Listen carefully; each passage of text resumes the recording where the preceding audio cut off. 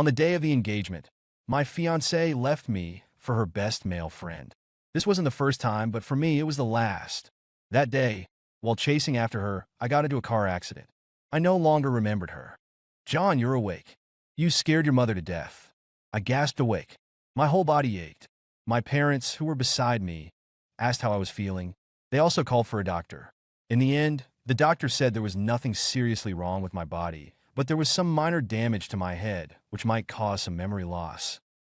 My parents, upon hearing this, hurried to my side and asked if I remembered them. Of course I did. It was just that later, the person they said caused me to be like this.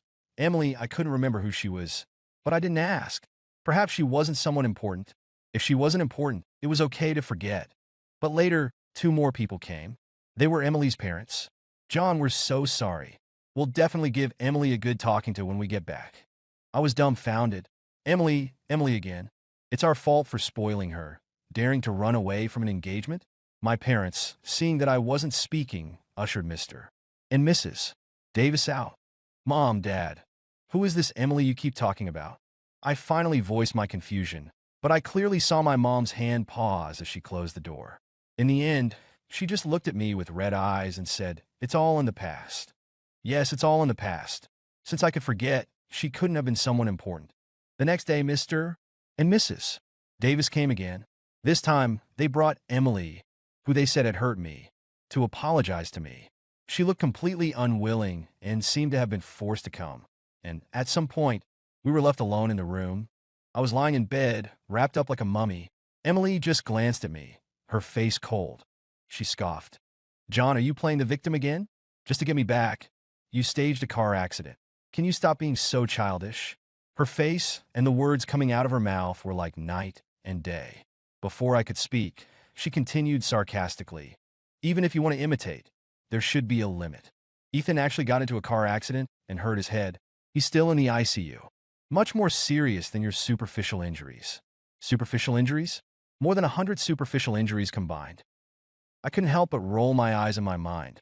Emily glared at me again, her eyes full of resentment. "Ethan is in a deep coma now. He needs care more than you." In just a few sentences, she mentioned Ethan's name several times. When Ethan was mentioned, she looked nervous. But when she saw me, her fiancé, her face was full of disgust and hatred. So they must be truly in love. I should let them be together. So I said calmly, "You can go." She seemed not to have heard clearly. I repeated it again. I also explained, "My parents are here, and they've hired a caregiver for me.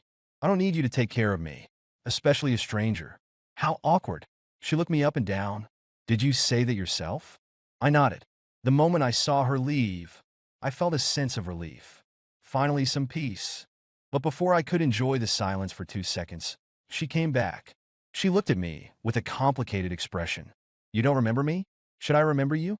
I asked calmly, like a clear pond without a ripple. A fiancé who only talked about someone else and constantly put down her fiancé. What was there to remember? Her expression visibly darkened. Then she quickly came to my side. "What are you pretending now? A new trick to attract me? Playing hard to get?" As she spoke, her hand reached out to touch my arm. I couldn't help but frown, suppressing the nausea rising in my stomach. I said unhappily, "Don't touch me." "Don't touch you?" "John, what do you mean? You used to come up to me and rub against me. Now I just touch your arm, and you're making a fuss. What are you pretending?" I really hated her touch. I even felt like throwing up when she got close to me. I suppressed my discomfort and urged, "Go take care of that, Ethan." When she heard this, she suddenly smiled. "John, you're jealous, aren't you? I knew you couldn't have forgotten me. I know you're angry that I ran away from the engagement for Ethan. You lost face. But Ethan only has me as a friend in the city. His parents aren't here. He called me saying he got into a car accident on the way. How could I ignore him? And the situation was very serious. He was covered in blood. I sneered, finding it utterly ridiculous. He was so badly injured that he could still personally call her to tell her about the accident? What kind of logic is that? He didn't call the hospital, but he called her. She's more capable than the doctors. Seeing that I wasn't speaking, she thought I was moved. So she continued, "John, dear honey, you've always been generous. You wouldn't mind what happened, right? We can redo the engagement. I'll make it even bigger and better than before, okay?" Her coaxing tone made me extremely uncomfortable. And she said, redo? No need. I don't know how we got together before, but now I'm very clear-headed. I directly refused. No need. Anyway, my parents said that she ran away halfway through. Good. That saves us the step of calling off the engagement. Emily was taken aback. What do you mean?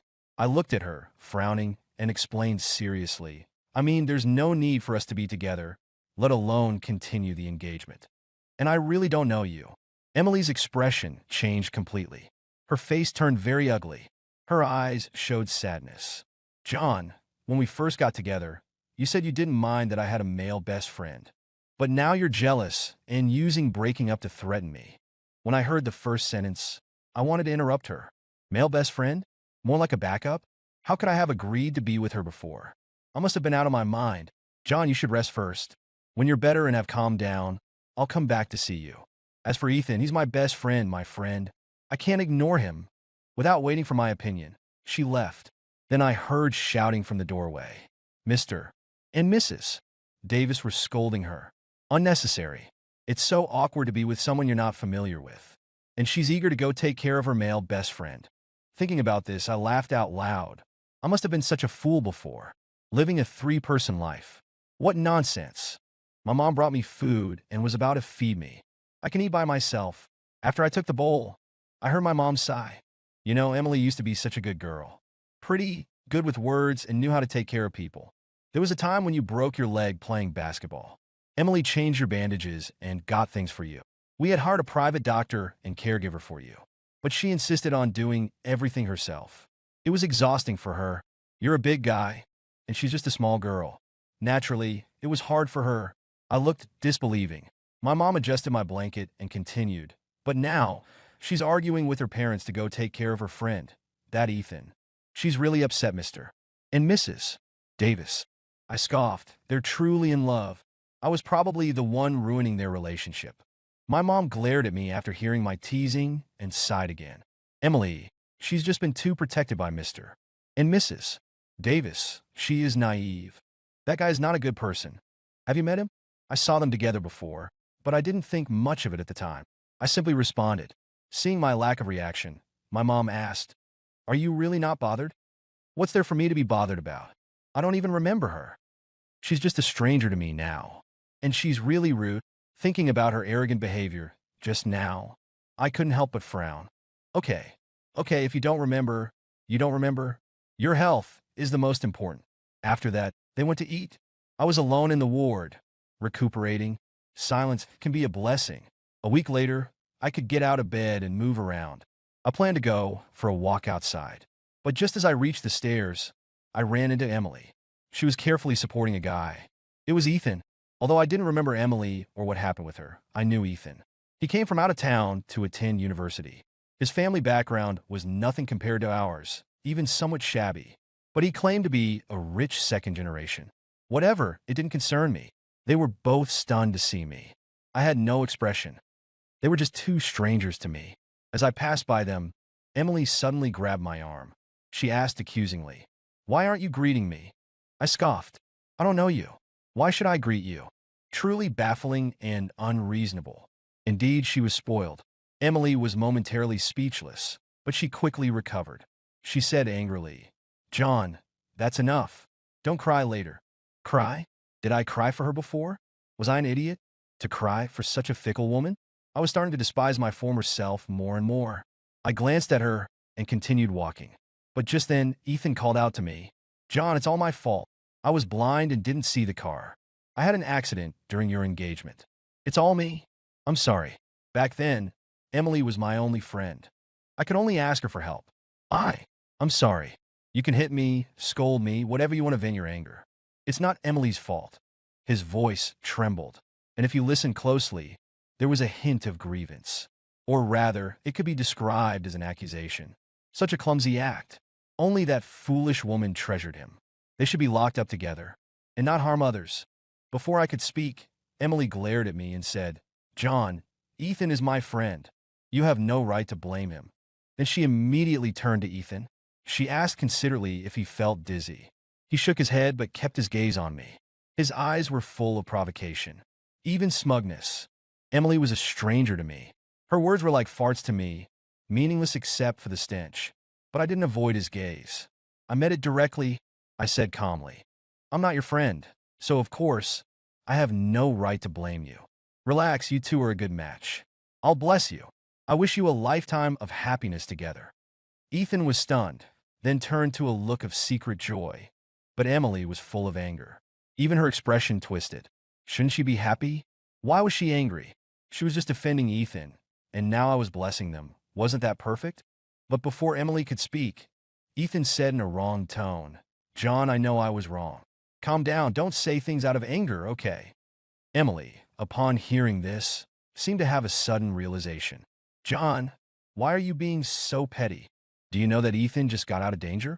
He can't be agitated. Even if you're angry, you should consider the time and place, okay?" Ethan even cooperated by acting dizzy. Emily's attention was immediately on him. As she left, she told me to get out of the way. How ironic. But she could rest assured after this, I would never block her way again. When I was discharged, my parents asked if I wanted to notify Emily and her family. I refused. But when I got home, I told Mr. and Mrs. Davis that I was discharged. They kept apologizing to me. Later, they even came to my house. "John, these are some supplements Mr. Davis brought for you." Mrs. Davis also told me to take care of my health. However, I wasn't stupid. I knew why they came. Our family had a wide network and many assets in the city. Over the years, I remembered giving Mr. Davis many projects. And because of our family, many prominent figures were willing to cooperate with the Davis family. Their status had risen rapidly over the years. They were afraid that our family would resent them because of this. I reassured them, "Mr. and Mrs. Davis, don't worry. I don't mix personal and professional matters. My dad has seen the Davis family's capabilities over the years." As a junior, I naturally couldn't say that I had seen it. They were relieved to hear my words. Their faces showed more joy. Later, they told me that Emily had been reflecting on her actions during this time. They asked me to give her another chance. I didn't think she was reflecting. I saw Ethan's post on my phone. He posted a few pictures of Emily cooking and eating at his place. The caption read, "Thankful for her love." The food was lavish. She, a pampered young lady, cooked for him herself. I could feel the love through the screen. "Mr. Davis, I don't remember her anymore, nor do I remember our past. Let bygones be bygones. After all, I had a new life now." Mr. Davis sighed and said that Emily wasn't good enough for me. I just smiled and didn't say anything. I thought I could finally have a good night's sleep. But unexpectedly, Emily called me in the middle of the night. She said sternly, "John, what did you say to my parents? Did you think I didn't see you off at the hospital? Ethan's condition requires constant care. I'm busy taking care of him every day. Can't you be more understanding and considerate of me? Call my parents now and tell them that you were just speaking out of anger. Otherwise, in the future..." Before she could finish, I hung up. So verbose and annoying. Understand that she's taking care of another man? Although I didn't remember her, from an outsider's perspective, wasn't she just a typical two-timer? Then she called me again. I directly blocked her. She then sent me a message, unwilling to give up. It read, "John, what are you making a fuss about? If you continue like this, I'll have to seriously reconsider our relationship." I replied, "No need to consider. We are just strangers." Then I deleted all information about her. But she directly called me from an unknown number. I changed my phone and number. My world was finally peaceful. But staying at home all the time was boring. I planned to go out and get some exercise. The doctor said it was okay for me to exercise moderately to recover my physical strength. But unfortunately, it started to rain heavily outside. I opened my phone to play games. I saw my long-lost buddy, Alex, online. I invited him to play. He directly turned on the mic and asked, "Broke up? How did you know? If you hadn't broken up, you wouldn't be looking for me." Alex told me that Emily looked down on them before. She thought they were idle and unambitious. She was afraid they would influence me. So, she forbade me from hanging out with them. I hadn't contacted my good buddies for years because of her. Hearing this, I was really shocked. Was I drugged before? That's terrible. Alex and the others grew up with me. I knew their character. What did she mean by unambitious? My buddies were into esports and streaming. They made a lot of money. Their company's annual income was at least 8 figures. Alex, seeing that I wasn't speaking, thought I was upset about the breakup, so he comforted me. There are plenty of fish in the sea. Buddy, Emily isn't good enough for you. If she wants to be with that Ethan, let her. He's just a gold digger anyway. I cleared my throat and explained that I didn't remember Emily anymore. So, I didn't feel sad or regretful. He was silent for a while, then burst into laughter. That's great. That's great. After playing a couple of games with him, I had him add my new number. A few days later, he messaged me, asking if I was interested in a project. It was about game development. Alex was very talented in this area. He was not only an investor, but also a software developer. And he had superb skills in software. I was a traditional person. I usually managed my family's business. I rarely invested in new things. But this time I was suddenly interested. I agreed. Alex came to pick me up. He whistled at me and said, "Let's go. You'll find a surprise there." I looked at him suspiciously, as long as it wasn't a shock. When we arrived, a woman with long, wavy hair and a black dress came towards us. I felt she looked familiar. I looked at her more closely. Before I could react, Alex patted my shoulder. "Don't you recognize her? She's our university's campus belle. Olivia, she and Emily were the two beauties of our school." You can't have forgotten, right? I hadn't forgotten. Back then, we were opponents in a debate competition.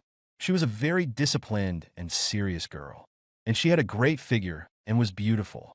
More importantly, she had both high EQ and IQ. She was pursued by many guys at the time. To me, she was a lotus flower that grew out of mud but remained unstained, untouchable. But later I heard she went abroad for further studies. When she left, many guys were heartbroken. I didn't expect to see her here today. Even more unexpected was that she was another investor in this game. "John, long time no see." Alex said it was you. I didn't believe it at first.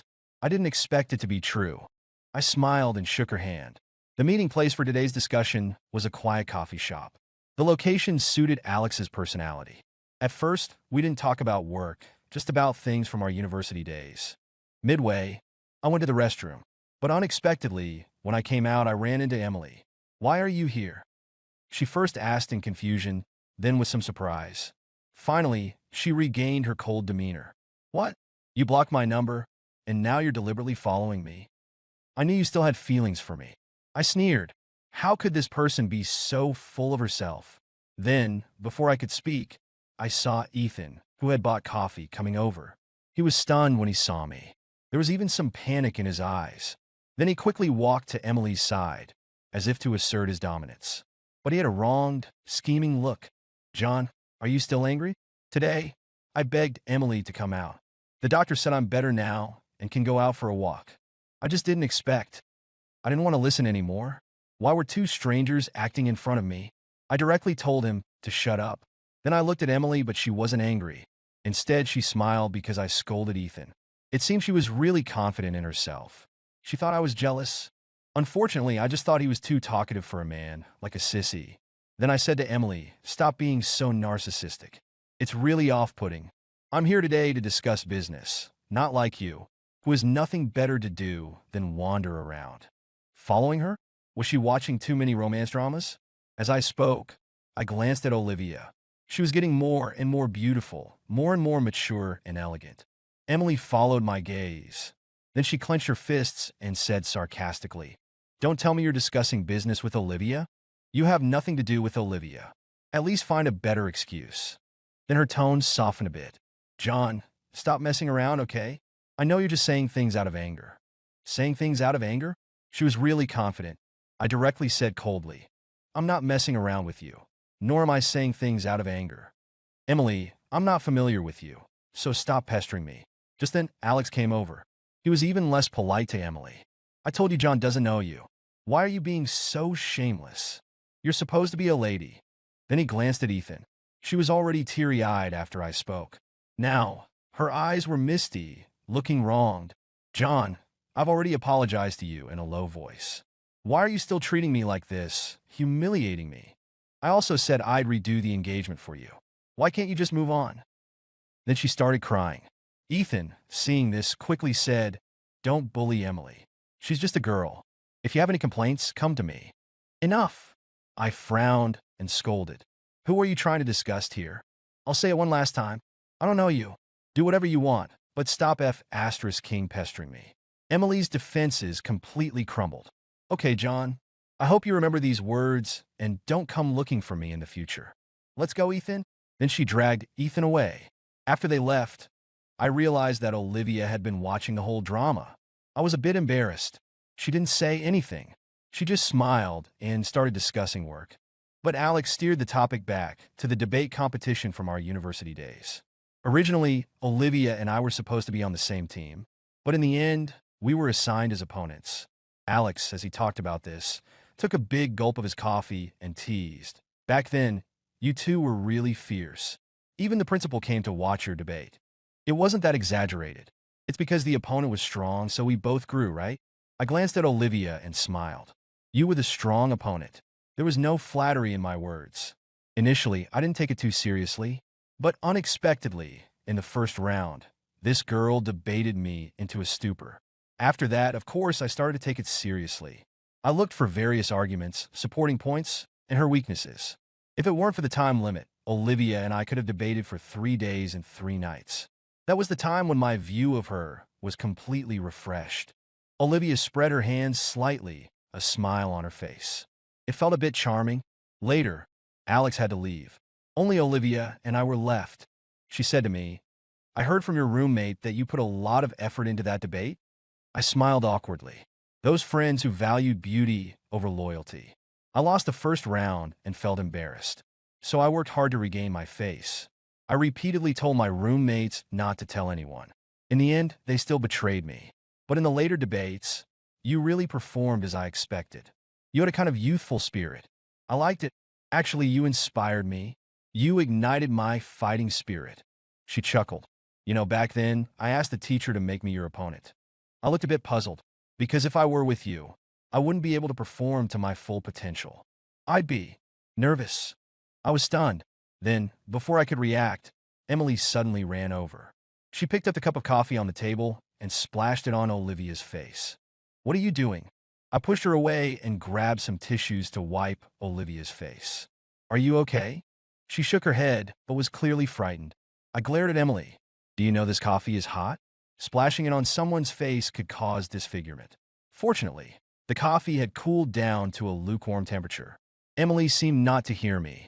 She just grabbed my arm, her face full of tears. I was wrong, John. Stop being angry. Come back to me, okay? I won't make the same mistake again and leave you. I was really wrong. Then, she tried to hug me. I coldly pushed her away and said indifferently, You should apologize to Olivia. After hearing my words, Emily not only didn't apologize but started a series of insults. How can you be the third party in someone else's relationship? Do you know he's my fiancé? We're already engaged. How can you be so shameless? Before I could speak, Olivia had already composed herself and calmly retorted, But as far as I know, Miss Davis, you ran away from the engagement. The engagement didn't proceed. In that case, I have the right to pursue John. You can't pursue him. You have no right. Emily screamed, like a cat whose tail had been stepped on, instantly turning into a hissing, furious feline. She even tried to hit Olivia.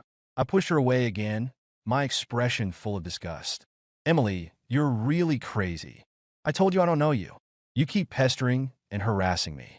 Do you believe that I can call the police to arrest you right now? She quieted down after hearing my words. Her eyes were full of disbelief. It was as if she had just realized that I said I didn't know her. She stumbled backward and even fell to the ground. In the end, Ethan, who had rushed over, took her away. Because of today's events, I kept apologizing to Olivia. I also had someone buy a new set of clothes for her. I knew she had a work meeting in the evening. Although she said it was okay, I still felt bad, so I offered to be her driver in the evening. She smiled. Okay. I dropped her off at her workplace. As she was leaving, she looked at me. Remember to pick me up tonight, okay? Don't forget. Pick her up? A strange feeling welled up in my heart. I swallowed and nodded. After that, I wandered around nearby. When it was almost time, I went to pick her up. As soon as she got in the car, she leaned towards me. Her faint fragrance wafted towards me. She blinked at me and asked, Mr. John, today I told you that I get nervous around you. Aren't you curious why? Hearing her words, I asked why. Because I like you. I was instantly stunned, and my mind felt like it was lacking oxygen. I was dizzy. I've actually always liked you. Even when I was abroad, I kept track of what you were doing. Actually, I came back mainly because I heard you were in a car accident. I was very worried. So, Mr. John, can you give me a chance to pursue you?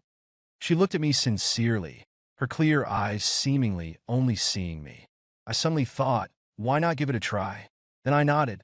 She kissed me on the lips. Afterward, she told me she was too excited and couldn't control herself. The strange feeling in my heart seemed to grow. After that, I got to eat Olivia's homemade lunch every day. And every day, she gave me different surprises. On weekends, we would go on dates, watch movies, and go shopping like any other couple.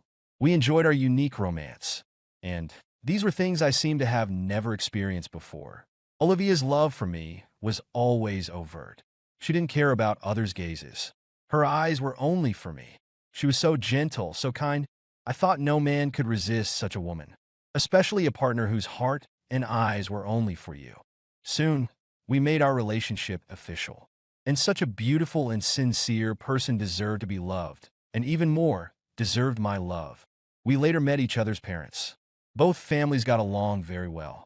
My mom especially liked her. She even gave Olivia the family heirloom jade bracelet. Olivia, don't feel burdened by this bracelet. If John doesn't treat you well, it's okay. Speak up, scold him, break up if necessary. Mom, is that how you bless your son and daughter-in-law? I complained. I had just gotten my hands on my wife, still fresh. I misspoke. Olivia didn't mind at all. Instead, she laughed heartily. Later, I went shopping with her, but we were blocked by Emily. You're really together? Her eyes were full of resentment. Olivia, you shameless homewrecker. Then, she tried to hit Olivia again. I shielded Olivia behind me, blocking Emily's hand, and sternly rebuked. What homewrecker? This is my girlfriend, you lunatic. What did you say? You called me a lunatic? Emily tearfully accused. You used to call me baby, John. Have you really forgotten? How could you forget? Forget all the moments we spent together. And how could you just casually find a woman to be your girlfriend? I scoffed. To me, you're just a stranger. Why would a stranger take up space in my brain? And Olivia isn't just any woman you mentioned. She's a person I love. I held Olivia tightly as I spoke. Don't harass me again in the future. Otherwise, I really won't care about Mr. Davis's face and will call the police. Emily's face turned extremely ugly when she saw how intimate Olivia and I were. She clenched her fists tightly, her knuckles turning white. Her voice trembled, and she said resentfully, Don't regret it, John. You better not regret it. How could I regret it? 2 months from now, Olivia and I are getting married. If you don't mind, you can come to the wedding. After hearing this, her body swayed uncontrollably. Finally, she gritted her teeth and replied, Congratulations, but I'm also getting married soon. To Ethan. Then I congratulate you too. When she heard my words, she finally couldn't bear it anymore and fled in embarrassment. The wedding proceeded as planned. She walked towards me in her white wedding dress. My heart was beating like a drum. I was even nervous. Finally, after saying, I do, and exchanging rings, we hugged tightly. I finally had a home, and I married a kind and intelligent wife. And in the future, we would have a baby. After the wedding, we went abroad, partly for a vacation, partly because Alex's work project needed to be executed abroad. We spent 2 years there, and my wife got pregnant. This is great news. Olivia and I decided to return to the country to have the baby. But at the airport on our way back, I thought I saw Emily. She was wearing a mask, but her naivete was hard to hide. I remembered later, Alex told me that on the day of my wedding, she also married Ethan. But I didn't ask about it. After all, she was just a stranger. No need to waste energy on unnecessary things. When I got home and turned on my phone, I saw the trending news. Hashtag Davis Group heiress, S company forced to pay $350 million hashtag. Later, I ran into Mr. Davis, who looked 10 years older. He also looked much more down and out than before. It was then that I learned the whole story. Back then, Emily insisted on marrying Ethan. She was the only child of the Davis family, so they had no choice but to agree. After all, Ethan said his family was also considered wealthy. After the marriage, Ethan somehow persuaded Emily to invest in a gaming company. Mr. Davis disagreed, But Ethan told Emily that I was also working on a game project. She was immediately triggered. In the end, they lost everything and were forced to repay the money. And all of this was put on Emily's head. Even more terrifying, Ethan had recorded and edited the recordings. They were all about negative information about Emily. The internet exploded instantly. Ethan got off scot-free and even profited from it. Emily and her parents were the ones who suffered. I didn't comment on this. Back then, anyone could tell that Ethan was a scheming person. He clung to Emily only for her assets. Now, Emily was paying the price for her poor judgment. But a few days later, the Davis family was trending again. This time, it was because Emily had stabbed Ethan to death, and then she committed suicide. I didn't feel much after hearing this. I just turned around and brought the washed grapes to Olivia. Then I fed her one by one. She hugged my arm and smiled foolishly. "Honey, you're so good." I held her in my arms, my chin resting on her neck. I took a deep breath. "You're the one who's really good." I was so lucky to have married Olivia. Now I was really content. I kissed her forehead and said, "Thank you for giving me a home."